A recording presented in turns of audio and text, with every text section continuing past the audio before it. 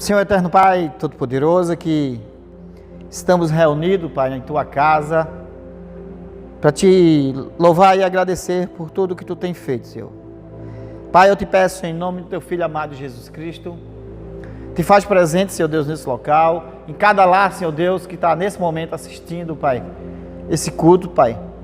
Entra com providência em suas casas, Senhor Deus, de cura, de libertação, e que Tu possa estar nesse momento, Senhor Deus, atuando, Pai, em nome de Jesus, em cada família, Deus. E assim, Pai, eu Te convido, Senhor. Tu tem total liberdade nesse lugar. Faz, Senhor Deus, conforme a Tua vontade. E assim eu Te louvo, Pai, Te agradeço. Em nome do Teu Filho amado, Jesus Cristo. Amém. Amém. Graça e paz a todos. Meu nome é Júlio César Barros, sou pastor da nossa Igreja Anglicana Esperança, faço parte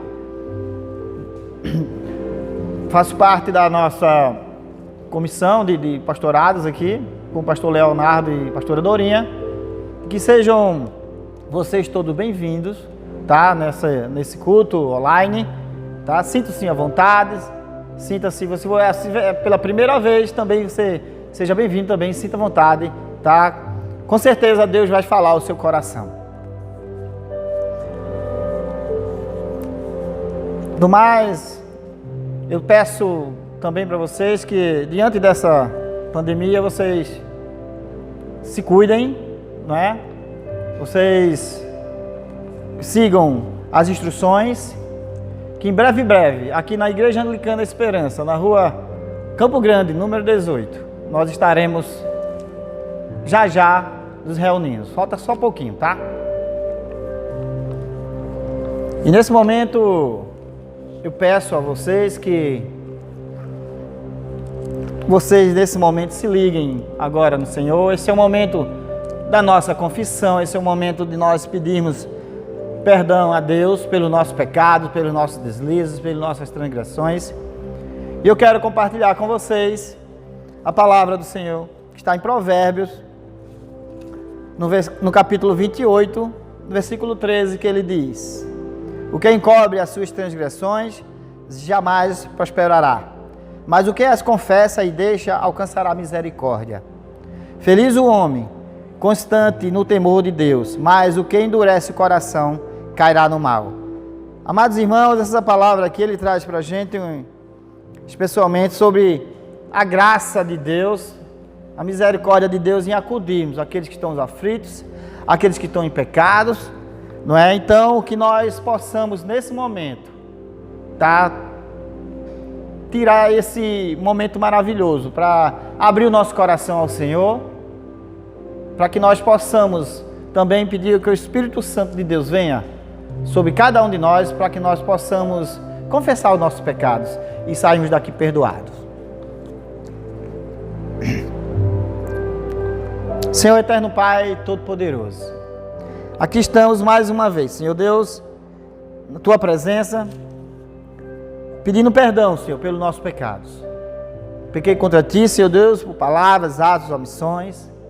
Fiz o que é mal, Senhor Deus, perante a Ti, Pai. Perante meus irmãos, perante minha esposa, meus filhos, meus esposos. Pai, mas que Tu possa estar, Senhor Deus, nesse momento, Deus, com o Teu Espírito Santo trazendo o quebrantamento, Pai, em cada um de nós, Senhor Deus. Pai, em nome de Jesus, vem tirando toda arrogância, toda soberba, toda prepotência. Pai, tira tudo aquilo que nos torna distante de Ti, Senhor, porque quando nós pecamos, nós erramos, Pai, o alvo, e o alvo é Ti, Jesus. Então, que Tu possa nesse momento estar trazendo aos nossos corações arrependimento, Jesus, que nós verdadeiramente possamos elevar os nossos corações a Ti, Jesus. Traz à nossa mente, Pai, aquilo que Tu queres trazer cura, Pai. Aquela ferida, Senhor Deus, que está muitas vezes que nós não queremos mexer, mas que é preciso confessar, que é preciso expressar a Ti, Jesus, para que nós possamos sermos curados. Vem, Espírito Santo de Deus, quebranta esses corações, Senhor Deus. Faz, Senhor Deus, um renovo, Pai, essa noite, essa manhã, ou nessa tarde, Pai, dependendo do horário que nós estivermos assistindo, Pai. Que Tu possa estar, Deus, trazendo, Pai, um verdadeiro, Senhor Deus, arrependimento em cada um de nós. Deus, eu só tenho que te agradecer, Pai. Agradecer pela tua graça, pela tua misericórdia, pelo teu infinito amor. Porque foi na cruz, Senhor, que tu derramaste o teu precioso sangue para nos livrar dos nossos pecados. E regozijado contigo, Senhor Deus, livre do nosso pecado. Nós queremos, como intercessores da tua igreja, interceder, Senhor Deus, por esse país, por esse mundo, Pai. Para que possa, Senhor Deus, tu está trazendo a cura, Senhor Deus, a pandemia, Jesus. Deus vem trazendo, Senhor Deus, se for da tua vontade, sabedoria aos homens, para que eles possam descobrir, Senhor Deus, através de um remédio, de vacinas, de qualquer coisa, Pai, para que tu possa estar tirando, Pai, essa enfermidade, Senhor Deus, desse mundo, Pai. E que esse povo, Senhor Deus, possa verdadeiramente se ajoelhar diante de Ti, Senhor Deus, pedindo, Senhor Deus, misericórdia, Pai, a Ti. E assim também eu te peço, Senhor Deus, para o nosso país, Pai, para todas as classes políticas, Senhor Deus, todas as autoridades, Senhor Deus, vem trazendo, Pai, a mente desses homens, Pai, aquilo que Tu queres, Pai, que eles possam se ajoelhar diante de Ti, Pai, sabendo, Senhor Deus, que sem Ti, Pai, eles não são nada, sem Ti eles não vão fazer nada, Pai, que verdadeiramente eles possam olhar pelas classes, Senhor Deus, mais necessitadas nesse momento, Jesus, mas que sabemos nós, Senhor Deus, que todas as classes estão englobadas nesse momento, para que Tu possa, Senhor Deus, usar, Senhor Deus, esses homens, mulheres, para que eles possam verdadeiramente seguir as Tuas orientações, Jesus. Também eu te peço pelo nosso arcebispo, Miguel Shoa, Deus, vem abençoando cada vez mais a ele, sua casa, Senhor Deus, todo o seu ministério, Senhor Deus, vem trazendo, Senhor Deus, direto do Teu trono, aquilo que Tu queres, Senhor Deus, para a Tua igreja. E dá, Senhor Deus, cada vez mais coragem a ele, Senhor Deus, para ele avançar nessa caminhada maravilhosa, Senhor Deus, que um dia, Senhor Deus, Tu colocasse no coração dele. E cada, Senhor Deus, pastores de nossa comunidade, cada comunidade, Senhor Deus, que também possa estar abençoando, Jesus. Também eu te peço, Deus, por todos os enfermos, Pai, aqueles que estão nos nossos lares, que estão nos hospitais, Deus vem trazendo, Pai, cura a cada um deles, Pai. Vem, desse momento também eu te peço por todos os profissionais de saúde, aqueles que estão trabalhando, Senhor Deus, todos aqueles que estão na rua, Senhor Deus, se arriscando, Pai, que Tu possa estar abençoando eles, Senhor Deus, e livrando de todos os males. Também eu te peço por aqueles que estão morando na rua, Senhor Deus, que nossos governos, Senhor Deus, todos eles olhem para esses mais necessitados, esses que estão passando fome, esses que não têm onde morar, Senhor Deus, que eles possam acolher, Senhor Deus, de algum jeito, Pai, para que eles também se sintam protegidos, Jesus. Também eu te peço em nome de Jesus, Pai, por todas as casas, por todos os nossos lares, de marido, mulheres, pais e filhos, que haja paz que excede todo entendimento, que haja amor, que haja diálogo nesse tempo tão difícil, mas que esqueça um pouco, Senhor Deus, as telonas e que olhem um para o outro, Senhor Deus. Ainda dentro de nossas casas nós podemos nos abraçar, Senhor Deus, e que possamos verdadeiramente, Senhor Deus, estarmos em comunhão, Pai, buscando a Ti, Jesus, naquilo que Tu queres, Pai. E assim também eu te peço, Pai, desde já, Pai, Tu possa estar dando uma bênção especial, Senhor Deus, ao nosso pastor Leonardo, que vai trazer a mensagem, nessa live, Senhor Deus, ou nessa filmagem, Pai, mas que Tu possa estar usando, Senhor Deus, os lábios, os talentos dele, Senhor Deus, para que ele fale tremendamente, Senhor Deus, para que Teu nome seja cada vez mais glorificado e que haja, Senhor Deus, transformações em nossas vidas, a cada um de nós como igreja, Jesus. E assim, Deus, eu te louvo e te agradeço em nome do Teu Filho amado, Jesus Cristo. Amém e amém. E também como parte do nosso culto, eu quero nesse momento trazer esse momento de ofertório, momento do dízimos. E também eu quero compartilhar com a igreja a palavra que está em 2 Coríntios, a carta de Paulo, 2 Coríntios 9, do 6 ao 7, que diz: E esse que afirma que aquele que semeia pouco, também em pouco ceifará. E o que semeia com fartura, com abundância também ceifará. Cada um contribua segundo tiver propósito no coração, não com tristeza ou por necessidade, porque Deus ama quem dá com alegria. Então, meu irmão, nós sabemos que é difícil, é complicado o tempo, mas nós precisamos confiar em Deus. E nesse momento é o momento de eu me apegar a esse versículo 7, que ele diz: cada um contribua segundo tiver proposto no seu coração. E aqui no seu vídeo, embaixo do seu vídeo tem a nossa conta, tá? Contra a nossa igreja, e você pode fazer o seu depósito, fazer uma transferência, fique à vontade. Mas que verdadeiramente você possa tomar essas palavras para você e saber que Deus ama aquele que dá com alegria. Jesus abençoe a todos.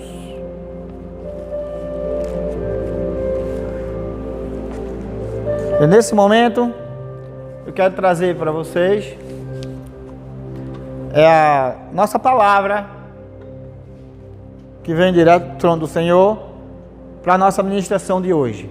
Está no livro do profeta Isaías, no capítulo 61, do versículo 1 ao 3.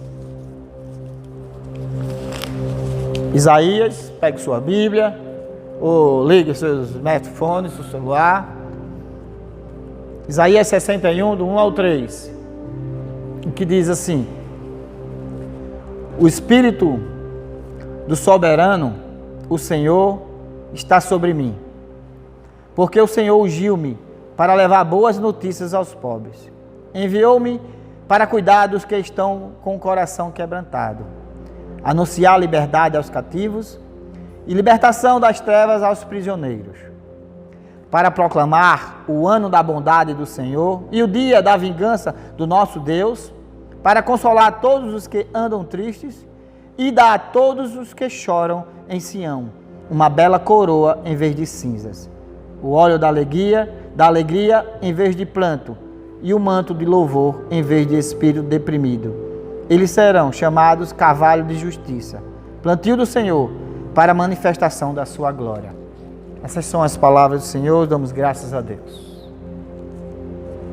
Bem, pessoal, eu quero agradecer pela presença de cada um de vocês. Hoje nós estamos na segunda pregação da nossa série Confinados, e o tema dessa mensagem de hoje é Confinados às prisões da alma.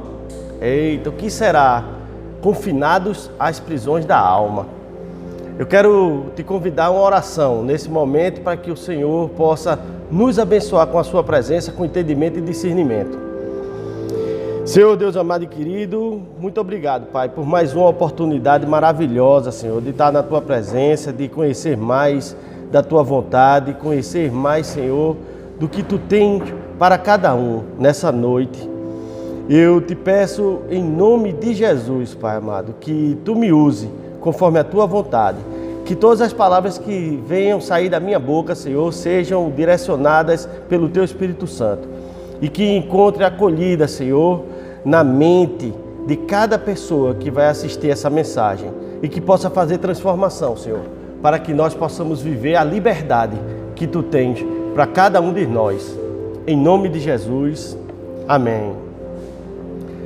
Bem, pessoal, como a nossa leitura bíblica foi muito clara, foi extremamente clara, se passa em um momento de confinamento do povo de Deus na Babilônia, e eles estavam com a sua cidade destruída, eles estavam com as suas vidas destruídas, eles estavam com as suas esperanças destruídas. Possivelmente nesse período longo que nós estamos vivendo aqui de confinamento, com medo, eu não sei, mas possivelmente cada vez mais o mal, né, que essa pandemia representa, vai chegando mais próximo. Pessoas conhecidas começam a sofrer com essa doença, e isso abala a nossa esperança, isso abala o nosso emocional, isso nos deixa, de certa forma, com uma sensação muito ruim, muito, vamos dizer assim, de sentimento de abandono, sentimento de solidão, mexe conosco. E assim era exatamente como estava o povo de Deus naquela época. Era nesse sentido, e foi nesse sentido que Deus, usando o profeta Isaías, mandou essa mensagem que nós acabamos de ler, e ele estava nesse momento anunciando uma solução. Ele estava anunciando a solução de todos os problemas, porque esse texto faz referência ao Messias. E de fato, algum tempo depois, 700 anos provavelmente, ele veio e ele citou esse texto quando ele começou o seu ministério. Está lá em Lucas. Porque a partir do momento que ele tinha aceitado esse papel, o seu papel de o servo sofredor, Jesus, logo depois do batismo, ele foi ao deserto, passou por aquele período de tentações que nós sabemos, e depois disso tudo ele aceitou que o seu propósito era a cruz. Então ele sabia do que estava falando, ele sabia quem ele era, ele conhecia a sua identidade e seu propósito. E por isso ele se colocou, nesse papel do servo sofredor, da esperança para aqueles que já não tinham mais esperança. E esses somos nós. Com a morte e a ressurreição de Jesus, ele transformou definitivamente toda a história daquele povo, a minha história, a sua história. Ele transformou tudo. Observem nesse texto abaixo o que é que nós lemos em Isaías 61, versículo 3. Diz assim: e dar a todos os que choram em Sião uma bela coroa em vez de cinzas, o óleo da alegria em vez de pranto, e um manto de louvor em vez de espírito deprimido. Eles serão chamados carvalhos de justiça, plantio do Senhor para a manifestação da sua glória. Aleluia! Você pôde perceber essas mudanças? Eu queria ver, olha só, as cinzas que caracterizam tristeza, luto, já são transformadas em coroas que simbolizam a glória. A alegria ao invés de pranto. Louvor ao invés de depressão. Ou seja, tudo foi mudado e sempre para melhor. Mas apesar de Jesus já ter verdadeiramente transformado nossas realidades, infelizmente ainda sofremos. É comum, agora mesmo talvez você esteja sofrendo, mesmo Jesus já tendo feito tudo por nós. Eu trabalhei, como algumas pessoas já sabem, por muitos anos no Ministério de Missão Carcerária, evangelizando lá no Presídio Aníbal Bruno. E uma das coisas que eu achava mais interessante é que existiam pessoas que passaram algum tempo encarcerados e depois de cumprir a sua pena, eles simplesmente moravam não dentro da cadeia, não dentro do presídio, mas eles moravam na parte de fora, na calçada. Eles estavam, de certa forma, ainda presos. Eles tinham acesso, eles estavam libertos, mas eles não saíam daquele lugar de prisão. A vida deles estava presa àquele lugar. Isso é muito interessante porque Jesus nos libertou. E hoje nós ainda temos algumas prisões, algumas cadeias. É justamente isso que a gente vai ver hoje. Quais são as prisões que podem me encarcerar, que estejam me encarcerando? Eu diria que a pior cadeia é aquela que está dentro da nossa mente. Aquela que a gente pode estar em qualquer lugar, mas ela vem nos aprisionando, porque ela está dentro da nossa consciência, ela está dentro da nossa alma. Essa é mais ou menos o desespero do salmista, que nós vamos ler agora no Salmo 42, nos versículos 5 e 6, e você pode me acompanhar. Veja só o que diz lá. Por que você está assim tão triste, ó minha alma? Por que está assim tão perturbada dentro de mim? Ponha a sua esperança em Deus, pois ainda o louvarei. Ele é o meu Salvador e o meu Deus. A minha alma está profundamente triste, por isso de ti me lembro, desde a terra do Jordão, das alturas do Hermon, desde o monte Mizar. Ou seja, era muito sofrimento que o salmista estava passando. Ele sabia a fonte da solução, mas ele não estava conseguindo se libertar. Será que assim como o salmista, você também está passando por uma tristeza como essa? Considerei aqui pelo menos 3 coisas que verdadeiramente destrói a nossa paz e conseguem nos aprisionar. Elas são a prisão da autocondenação. A primeira delas, a prisão da autocondenação. A autocondenação é aquele sentimento de culpa que tira a nossa paz. O tempo todo você está se sentindo culpado, sempre você está errado. Esse sentimento existe muito e ele está muito ligado com o legalismo. É impressionante. O que é legalismo?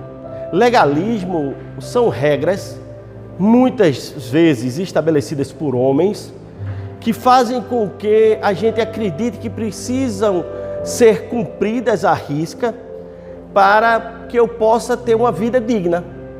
Quem vivia um legalismo de forma extrema na época de Jesus eram os fariseus, que muitas e muitas vezes eles se preocupavam com cumprir a regra, mas eles jamais entendiam a razão daquela regra existir.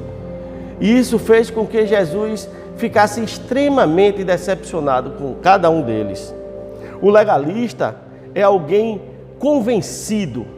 Nos dias de hoje eu estou falando, o legalista é alguém convencido de que Jesus Cristo é o caminho para a sua liberdade. Mas infelizmente, ele não tem fé suficiente para andar nesse caminho. Ele sabe, ele tem consciência disso, mas ele não consegue verdadeiramente se entregar a uma vida com Jesus. E ele começa a viver essa angústia, pois quando existe uma verdadeira conversão, existe cura e existe perdão.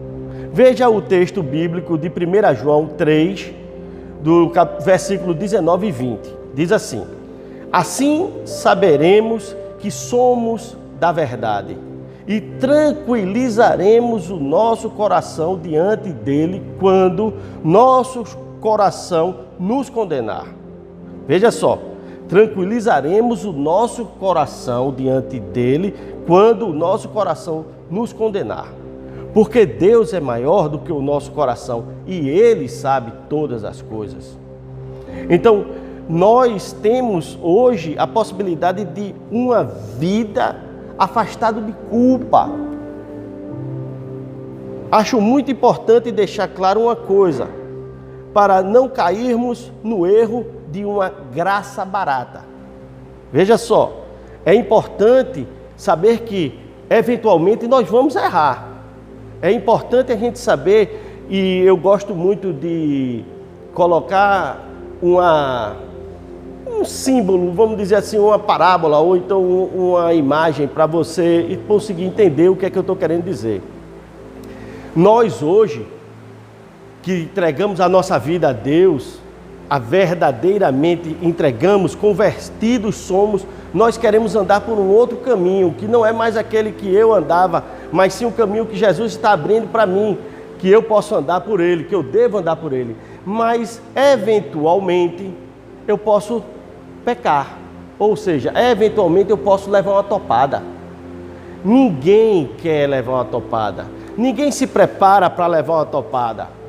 A pessoa simplesmente, por um descuido, por um vacilo, por uma falta de atenção, a pessoa dá uma topada. E na mesma hora a pessoa começa e se cuida e muda a forma de andar. Anda com mais cuidado para que não venha novamente a levar uma topada. Assim é a vida do cristão. O cristão hoje não tem a culpa como um algoz, mas o cristão busca andar de forma que ele não venha tropeçar no pecado. Isso é a verdadeira conversão. É muito importante sabermos disso para não sermos enganados por nós mesmos e irmos direto para a segunda prisão da nossa alma, que é a prisão da autopiedade. A prisão da autopiedade, você conhece, por exemplo, você conhece alguém que sempre sempre acha que está sendo injustiçado? Ou aquela pessoa que acredita que todas as coisas acontecem com ele? Ou então aquela pessoa que diz assim: eu não sou entendido por ninguém me entende. Então, se você conhece alguém que tem essas características, que se acha injustiçado, que acha que as coisas só acontecem com ele, e que ele nunca é entendido pelas outras pessoas, você conhece alguém que está preso na cadeia da autopiedade. Pode ter certeza disso. Veja esse exemplo na vida do profeta Elias, que está lá em 1 Reis, capítulo 19, versículos 3 e 4. Diz assim: Elias teve medo e fugiu para salvar a vida. Em Berseba de Judá, ele deixou o seu servo e entrou no deserto, caminhando um dia. Chegou a um pé de giesta, sentou-se debaixo dele e orou, pedindo a morte. Já tive o bastante, Senhor. Tira a minha vida. Não sou melhor do que os meus antepassados. Para quem conhece a história, o contexto, a história do profeta Elias, você vê que ele aqui está como se fosse um coitadinho. E na verdade ele não tem nada de coitadinho.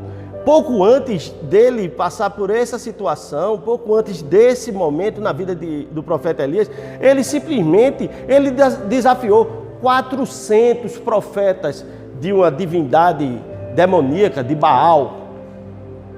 E ele simplesmente, tirou onda, para falar a verdade. Nas palavras simples, hoje em dia, ele tirou onda. Porque quando era para eles queimarem as ofertas, o fogo dos profetas de Baal simplesmente não queimavam aquelas ofertas. E quando eles desistiram, passaram horas e horas tentando, e eles desistiram, simplesmente Elias disse: vocês não conseguem,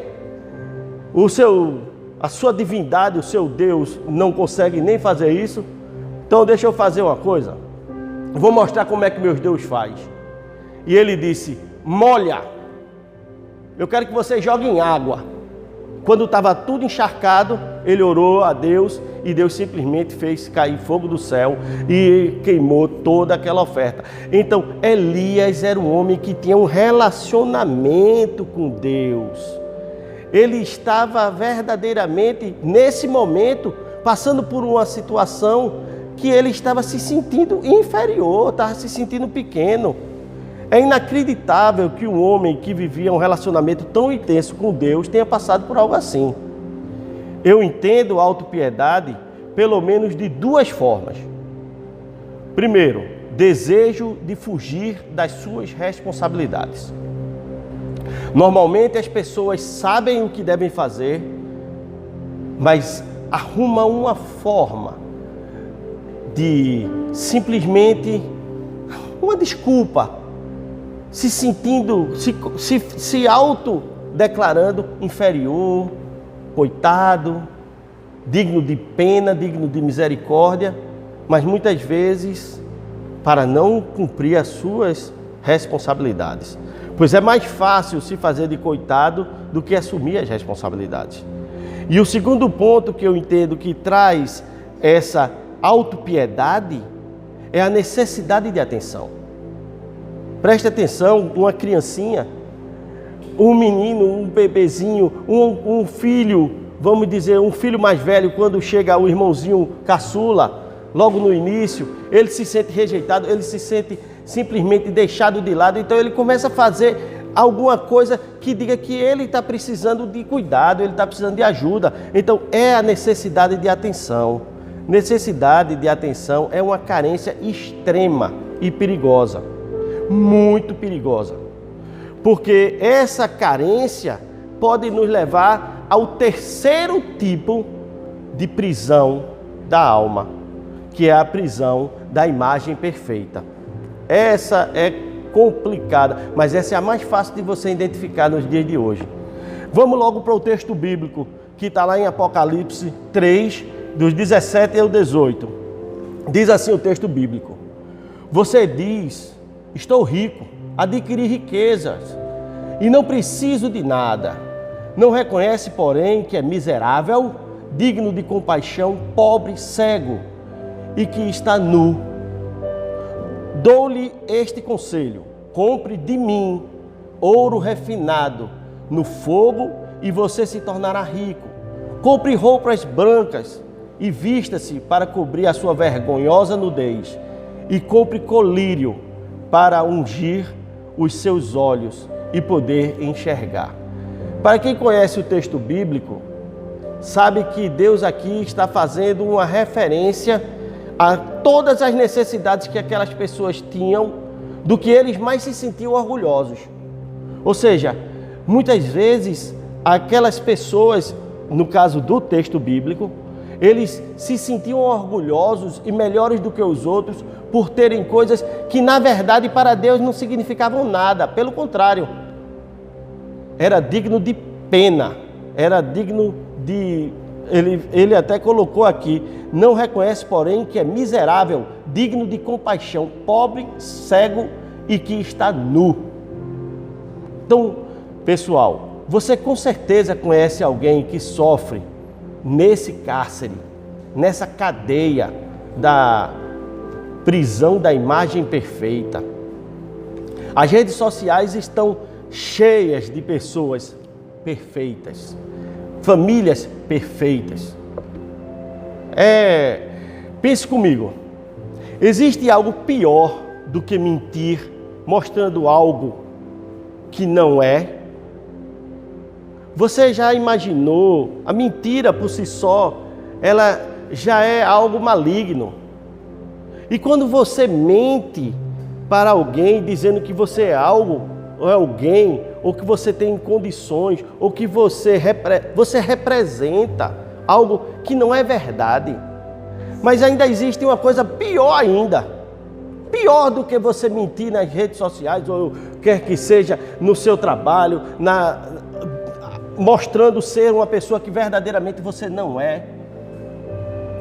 É quando você acredita nessa mentira e você começa a viver essa mentira para você mesmo. Essa é a forma que uma pessoa vive eternamente um teatro. Há alguns anos atrás, alguns anos passados, eu li um livro de um autor chamado Brennan Manning. O título do livro é O Impostor que Habita em Mim. Excelente leitura. E esse livro trata dele mesmo. Ele estava falando a respeito dele mesmo. Que mostrava que quando criança, por conta de uma situação familiar, de rejeição, de abandono, uma família, como eu posso dizer, desorganizada, ele simplesmente se sentia carente e necessitado de atenção. E ele sabia que se ele fingisse ser alguém que estava de acordo com a perspectiva do pai ou da mãe, ele ia receber atenção, ele ia ser aceito. E quando ele entendeu isso, ele começou a viver uma fantasia. Ele começou a viver um teatro da vida real. Ele passou constantemente a viver de acordo com a imagem que aquelas pessoas que ele queria atenção queriam que ele fosse. Ele perdeu a sua identidade. Ele não tinha mais identidade. E isso era aprisionante para ele, por quê? Porque ele não conseguia se libertar dessa mentira. Este homem viveu a vida quase toda representando, querendo agradar as pessoas, se sentir aceito, quando na verdade precisamos agradar apenas uma pessoa, a Deus. Veja que coisa interessante. Nós, de uma forma geral, de uma forma, vamos dizer assim, é comum nós queremos agradar as outras pessoas, para a gente poder se sentir aceito. Mas na verdade a única opinião que verdadeiramente vai valer para a tua vida para a eternidade que você vai ter no porvir, é Deus. E Ele te ama.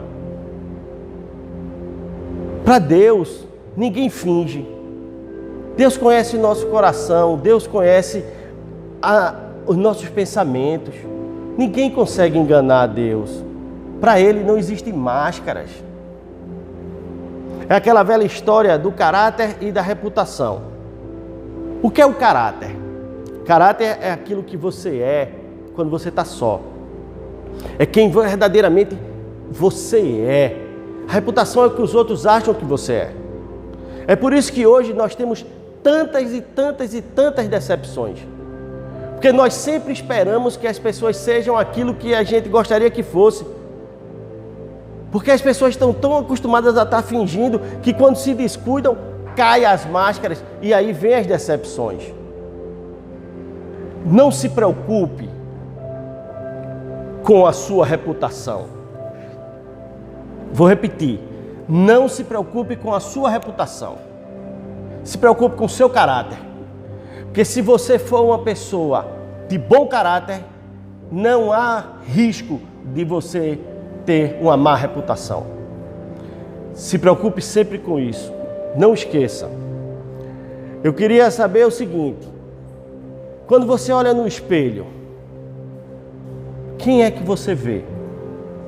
Quem é que está lá na frente do seu espelho? Será que você se vê como Paulo se via? Olha só, em Romanos 7, 24 e 25, tem uma visão clara de como Paulo se via, de como ele era exigente com relação ao seu caráter. Acompanhe essa leitura. Miserável homem que sou, quem me libertará do corpo sujeito a esta morte? Graças a Deus por Jesus Cristo, nosso Senhor, de modo que, com a mente, eu próprio sou escravo da lei de Deus, mas com a carne, da lei do pecado. Esses versículos mostram claramente a luta de um homem para ter um caráter segundo a vontade de Deus. A luta de um homem que não estava preocupado em se apresentar de uma forma para as pessoas, porque ele tinha consciência de que quando ele tivesse um caráter idôneo, um caráter correto diante de Deus, o resto estava feito, o resto estava resolvido. E a luta dele contra os seus desejos, as suas imperfeições, com medo de levar topada na caminhada cristã, a única coisa que Paulo tinha certeza, e eu espero que você tenha certeza, é justamente quem ou através de quem ele poderia ter essa vida correta. E o versículo diz assim: graças a Deus por Jesus Cristo, nosso Senhor, porque Ele é quem vai nos ajudar. Pois, para se libertar do confinamento, das prisões da nossa mente, preciso ter certeza de que a minha vida está livre em Jesus. Não há outro nome. Minha vida, sua vida está livre em Jesus. Vocês conhecem a história de um mágico ou um escapista? É antigo, Houdini. Eu amo essa história. Houdini tinha a profissão dele era justamente, ele se apresentava e ele era conhecido como um homem que conseguia escapar de qualquer tipo de cadeia.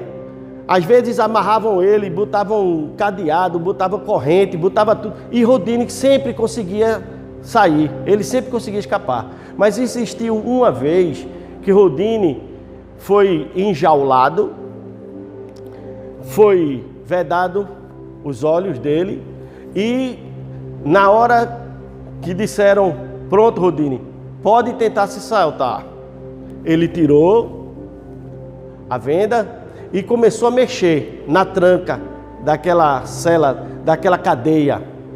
E ele simplesmente, quanto mais tentava abrir, mais ele se trancava. Por quê? Porque as pessoas deixaram a porta destrancada. A porta estava aberta e ele não sabia. Muitas vezes, meu irmão, minha irmã, nós esquecemos que Jesus já abriu a porta dos nossos cárceres. Jesus já destrancou todos os cadeados que te prendem, que me prendem a esse tipo de problema. Essas cadeias já estão destrancadas para nós e precisamos tomar posse dessa verdade. Em João 8,36 diz assim: portanto, se o Filho os libertar, vocês de fato serão livres. E ele já libertou. Ele já libertou. Através daquele sacrifício na cruz, todos os nossos erros, todos os nossos pecados, todas as nossas dores, todas as nossas chagas, tudo ele levou sobre si e resolveu. Sabe qual é o maior problema? Que a gente muitas vezes não toma posse dessa verdade e vivemos essas torturas constantemente. Chama-se sentimento de orfandade. O sentimento de orfandade é algo maligno. Algo maligno. É quando a gente simplesmente não tem consciência, a gente não consegue, existe alguma coisa que está bloqueando a nossa mente de entender o amor do Pai, o amor de Deus por mim e por você. Um amor regenerador, um amor que simplesmente foi ao inferno resgatar. Um amor transcendental, impossível de ser explicado, mas é fundamental que ele seja aceito. Porque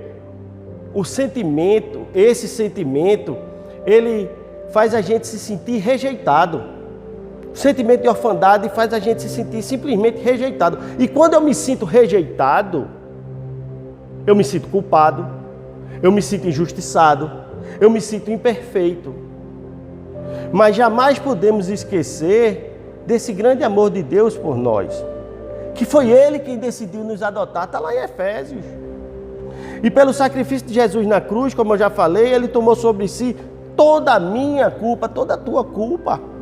E sofreu de forma injusta para que nós possamos viver de forma perfeita daqui para frente, através da ação do Espírito Santo que vai, com certeza, estar habitando em nós. E é por isso que eu posso e viverei livre, assim como o salmista, que diz, lá em Salmo 119, 44, 45, diz assim: obedecerei constantemente a tua lei, para todo sempre andarei em verdade, em verdadeira liberdade, pois tenho buscado os teus preceitos. Vou repetir: andarei em verdadeira liberdade, pois tenho buscado os teus preceitos. Meu irmão e minha irmã, eu quero te convidar a fazer exatamente isso. Vamos sair das nossas prisões. Elas já estão destrancadas. Jesus já destrancou todas elas. Não somos mais órfãos, porque Deus nos adotou como filhos amados. O Pai Todo-Poderoso que nos aceita, que nos protege. Vamos fazer o seguinte: aí onde você estiver, verdadeiramente, eu quero te convidar a tomar uma decisão hoje. Uma decisão de abrir as portas dessas cadeias que estão te afligindo há tanto tempo. Para que você não se vitimize mais. Para que você não precise apresentar algo que você verdadeiramente não é. Se aceite, porque Deus te aceitou. Na verdade, Deus não te aceitou, Deus te quis. Então por que você não se aceita como você é? Acabe com isso, em nome de Jesus. Vamos fazer uma oração, vamos cuidar de sair dessa cadeia que a gente normalmente vem nos afligindo, uma autocondenação o tempo todo, um sentimento de culpa. Acabou. Ele levou sobre si todas as nossas culpas, Só precisa fazer como o salmista disse, andar nos caminhos que Deus traçou para que nós andemos. Tome essa decisão hoje. Tome essa decisão agora. Onde você estiver, tenha um encontro transformador na sua vida com esse Deus que quer te libertar. Eu queria que você baixasse sua cabeça, fechasse seus olhos, que você encontrasse uma forma confortável para orar junto comigo, para que Deus possa verdadeiramente nos resgatar, nos libertar dessas cadeias que ainda vêm nos afligir. Senhor Deus amado e querido, nós declaramos, Pai, que nós cremos que Tu está nesse momento, Senhor, quebrando todas as cadeias psicológicas, mentais e espirituais que vêm atrapalhando de eu ter uma vida plena, Senhor. Pai querido e amado, eu repreendo todo sentimento de orfandade, Senhor, porque Tu me aceita do jeito que eu sou, porque Tu me escolheste, Tu me adotaste, Senhor, para viver contigo uma vida em abundância, Pai amado. E eu quero te pedir, Senhor, em nome de Jesus, que todas as cadeias, em todos os lugares que essa mensagem estiver passando, sejam quebradas agora em nome de Jesus, para que vidas sejam verdadeiramente restauradas e transformadas, e que nós possamos verdadeiramente, Senhor, viver dias maravilhosos, libertos na Tua presença. Em nome de Jesus, amém. Amém, meu irmão, minha irmã. E agora, finalizando o nosso culto de hoje, eu quero derramar sobre você, sobre a sua vida, sobre a sua casa, sobre sua família, a bênção pastoral. Que a graça e a paz do nosso Senhor Jesus Cristo e a consolação do Espírito Santo estejam sendo derramadas sobre medidas, sobre a tua vida, sobre a tua família, sobre os teus negócios, sobre tudo, enfim, em nome de Jesus. E agora, fique em casa, sede fortes e corajosos no testemunho do Evangelho entre todas as pessoas e servir ao Senhor com alegria, no poder do Espírito Santo. Aleluia! Deus abençoe.